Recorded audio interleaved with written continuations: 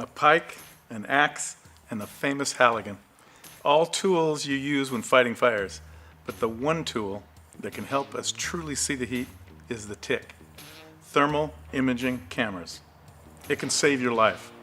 I'm Grant Coffey, and it's our topic today on FLIR Primed.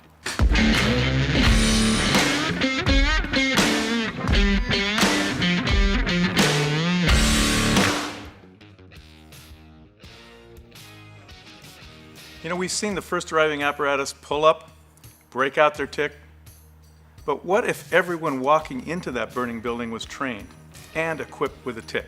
Well, today I'm here with Jeff Pritcher, Division Chief and Fire Marshal here in Scappoose, Oregon. Thanks for joining us today. Thanks, Grant. First question I have you ever used a TIC in an emergency situation? Can you describe a little bit about that? Absolutely. There's been a couple of times where TICs have really made a huge difference in how we've been able to effect rescues and also see what's going on in the fire environment. The one that comes to mind was a situation where we were doing a search and rescue for an individual, and it was the heat signature that allowed us to see them in a field of snow. Tell us a little bit about what happens when an alarm goes off. What's the process there? For us here at Columbia River and Scappoose Fire, our goal is to try and have at least one thermal imaging camera on every rig. But like most agencies, cost kind of puts a cap on the amount that we have. Ultimately, we'd like to have one for every firefighter, but our standard operating procedure is when we roll up on the scene, the company officer on that first arriving engine has that unit with them as they're going in to effect a rescue or to try and see the fire environment, which in most cases, you can't see much when the smoke layer is going down to about 2 feet off the floor. So let's drill down just a little bit on a typical fire scene. How do you use it tactically? Do you have that all planned out? Is there a certain procedure you use, a certain sequence of events that you use with the tactics on the TIC?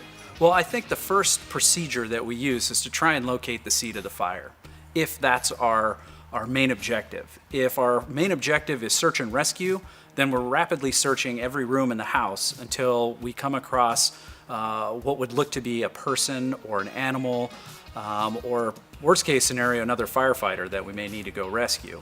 But in all cases, we use the tool, the thermal imaging camera, to see in areas where we can't see, meaning when the entire room or building is full of smoke.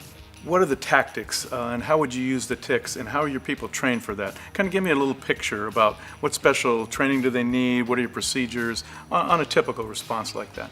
That's a good question. So first of all, with our firefighters, when they get their basic or entry-level training, we teach everybody how to use this tool because it is a very important and wonderful tool that will save time and allow us to effect rescues a lot quicker. The training is involved with using different temperature liquids, different environments, whether it be dark, fake smoke, but all of that is geared towards making sure that regardless of who's on scene, everybody knows how to use this piece of equipment. Now, when we arrive on scene, there's generally two modes that we get into. One is either the rescue mode, and that's where we're looking for somebody who may not have been able to get out of the house, or for the firefighters that are involved in rapid intervention companies, they would use the tool to locate another downed firefighter. And as you know, our primary focus is always life safety. Once that's out of the picture, then we get into the firefighting mode. And the thermal imager in a structure fire is a great tool because it allows us to see through smoke.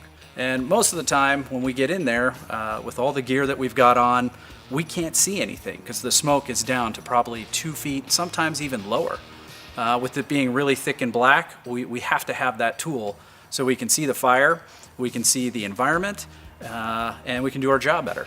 We know in the business that structure fires are very important, but probably a smaller portion of all the calls that we have. And I know from this area that you're on a river, you're outside of Portland, you've got a rail yard right out front here, and you're probably an hour to 2 hours from a hazmat response from a state hazmat team. What does that mean to you to have a TIC and that tool for other than structural fires? What can you use it for? Well, I'm glad you asked that. One of the things that's really beneficial about a tool like this, and I'll start with water because we do have an incredible amount of water with the Columbia River that runs through both our districts. The amount of marine calls we get generally have somebody in the water. And whether it be at nighttime or during the daytime, it's really hard to see people as they're just floating on the surface of the water. So holding up one of these devices allows us to see the heat on that cool surface of water and allows us to get there a lot quicker, or at least see them so we know where to go. With respect to the hazmat that you talked about, we do have a significant amount of hazardous materials going through our corridor in our county. We're one of the few counties that does have the crude oil come up and down our rail lines. And if there was an accident, one of the first things our company officers or chief officers or firefighter, whoever has the device, they're going to be holding it up to see how much liquid is in the container. Chief, that's evident that you can use it for a lot of things, and we talked a little bit hazmat, river. Are there anything else that you can think about in inclement weather, any types of first aid calls, or something that we haven't talked about yet? Yeah, actually, one of the significant things that we can do with this device is if we know about a motor vehicle crash and it happens to be on a corner and we arrive, we can't really see anything.